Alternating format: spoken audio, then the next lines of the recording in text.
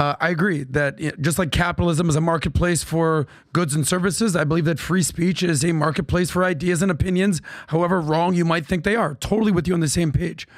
But where does hate speech or calls for genocide or intifada or the river to the sea, where do you draw the line of distinction of that? We remember in Congress, the hearings when Elise Stefanik grilled the presidents of your former alma mater, Harvard, I want to say, of calling for genocide. Well, it depends what kind of actions. So where does the hate speech and action end? Well, here's my issue with those university presidents, right? Because right now you're seeing people put pressure to say, well, you've been applying speech codes as it applies to black students and gay students. Why aren't you protecting Jewish students the same way? That's been the direction of it. I actually look at it the other way. Why have you been having these speech codes at all over the course of the last 5 years? The university should prize free speech. So I think the right criticism of those university presidents should be and should have been that you haven't really meant it when you say you're an institution committed to free speech. There's nothing at Harvard today. Harvard was the worst school for free speech. You can look at the stats. I mean, Yale's pretty bad too. And Harvard was the worst. I mean, it depends on who's doing the counting. But it's all pretty bad, right?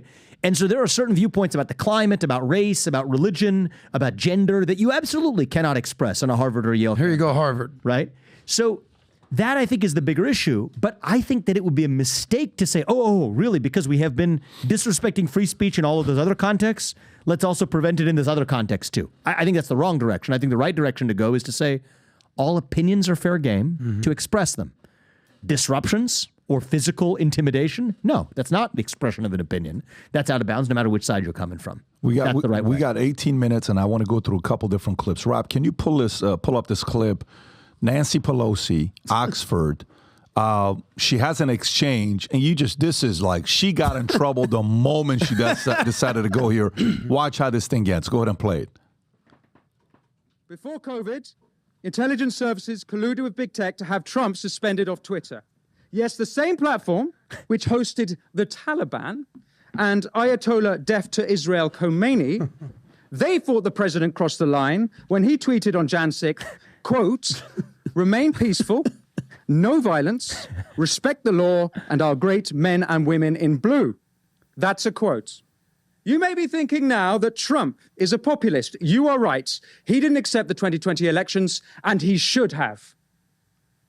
So should Hillary in 2016, so should Brussels, and so should Westminster in 2016, and so too should Congresswoman Pelosi, instead of saying the 2016 election was, quote, hijacked.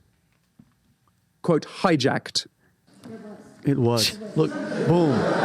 Look at that. Pelosi in the room? Yeah, she's in the room. Get out of here. Couldn't have paid her to do better. She probably had a bottle of Jack Daniels with her. That doesn't mean that we don't accept the results of it. Okay. What does that even mean? What about the mainstream media? Let me read you some mainstream media headlines. The New Yorker, the day before the 2016 election. The case against democracy. The Washington Post, the day after the election. The problem with our government is democracy.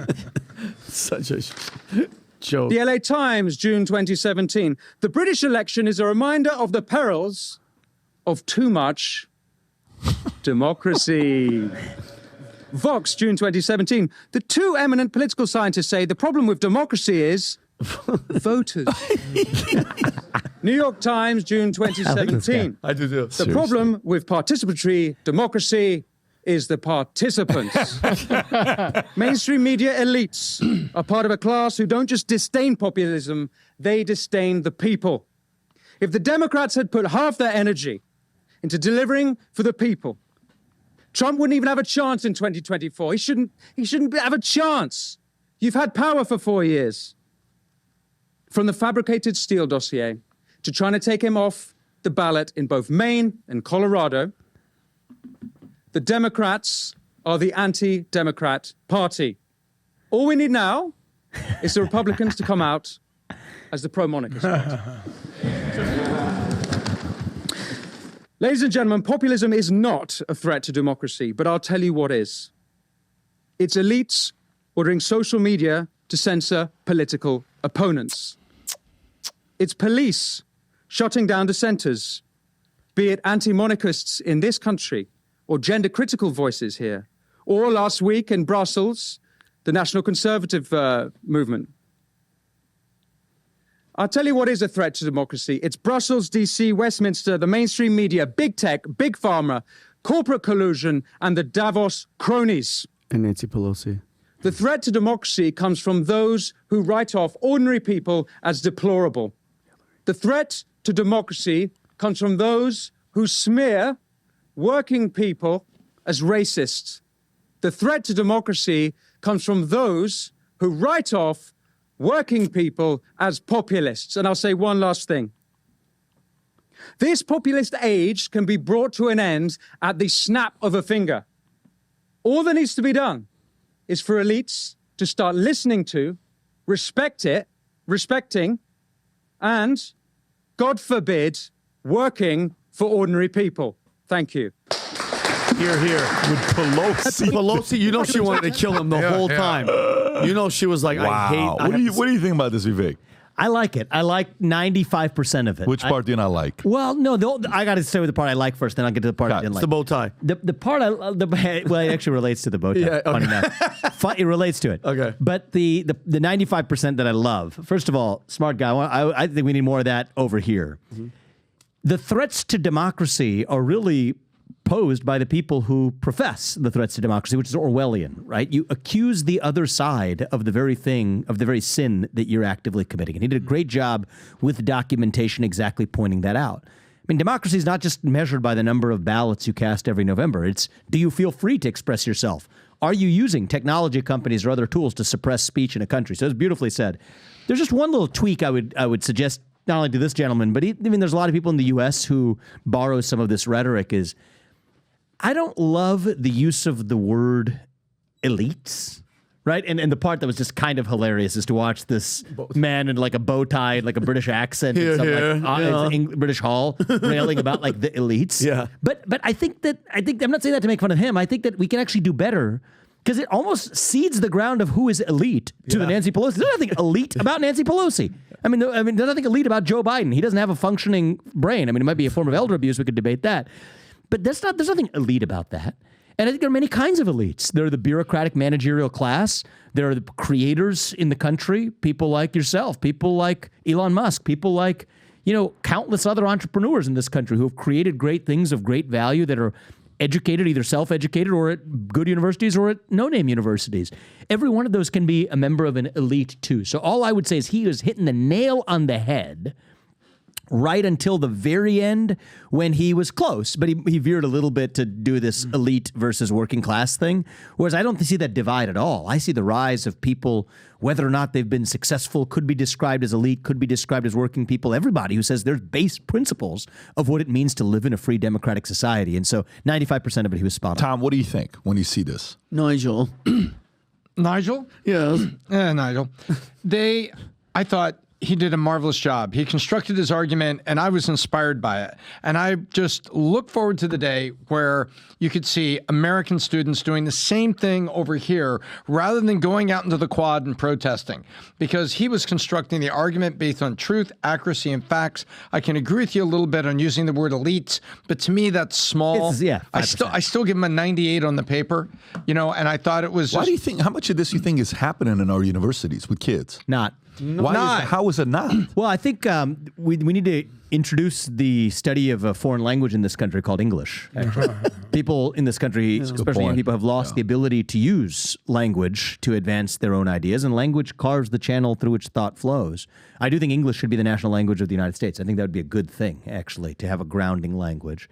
And I do think that part of what's happening right now is people who talk like that in high school, I think things are changing right now, but if we rewind about 10 years ago, at least, what happened was people who were exceptionally talented academically and ambitious academically were taught to hide their excellence, right? It wasn't cool to be academically successful or articulate or mathematically advanced. And so we had this culture a little bit of kids like him being the kinds of kids who would be culturally labeled as gunners in class or whatever, when I think it's actually a great thing where if you got somebody who's going to throw a football, you might as well get the guy who's going to be able to throw it the best pass. If you want a guy in an English class, you might as well want a guy who in high school is going to be able to speak the language as well as he is. I mean, they're in college now. And the same thing for somebody who's good at math. So that culture of excellence is part of what we lost for a while. Though I think the boomerang is coming back a little bit. Well, it depends on how you define it. Elite. Nancy Pelosi, I think, is the first or second richest member of Congress. $250 million. There's an actual very good at trading website. stocks. Yes, there's an actual website that tracks her net worth. Was I that think the Paul only sitting next person to her? that's richer than Sort of hedge her fund. is Rick Scott, who's the senator, former governor of Florida. But I got to give Nancy Pelosi at least a little credit. What? She's got more balls than Biden. She's shown up. She knows when she walks into Oxford, she's going to get lambasted. Either that or less of an less intelligent elder character. Well, when which I she think said, might when be more China likely. said, what's going on? when China said straight up, Nancy, do not go to Taiwan. She went to Taiwan. We gave her praise on this podcast, straight up. Biden's not going to Oxford. Biden's not going to Taiwan. She, for all her Nancy nervous craziness, at least has more balls to show up to hostile territory than someone like Biden. Her handlers do. Well, she's sitting there. Yeah. I disagree with that. That was Paul Pelosi sitting right next to her. And if you take a look in that, he looked hammered. They thought it was a pub. Yeah. That's where they walked in. They thought it was a pub. Easy But hey, jokes. but let me make a point, Yeah. which sort of joking and denigration of the other side, notwithstanding, put that to one side. I think Republicans got to get better at this, actually. I mean, it's easy to criticize the other side. Self-criticism is a little bit harder to engage in, so let's do the self-criticism as a party, as a movement.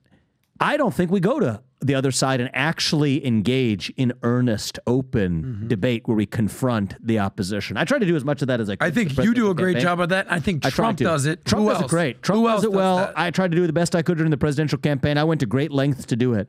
I think it's missing. I really don't think we see much of that in our movement. Where are Republicans going to college campuses? Where are Republicans going to the inner city?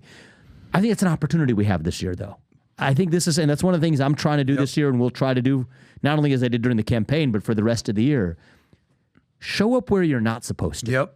Actually, it's easy to show up where you're supposed to. It's easy to preach to your own choir, but show up where you're not supposed to. And I think that's how you actually save a country. So if you like this clip and you want to watch another one, click right here. And if you want to watch the entire podcast, click right here.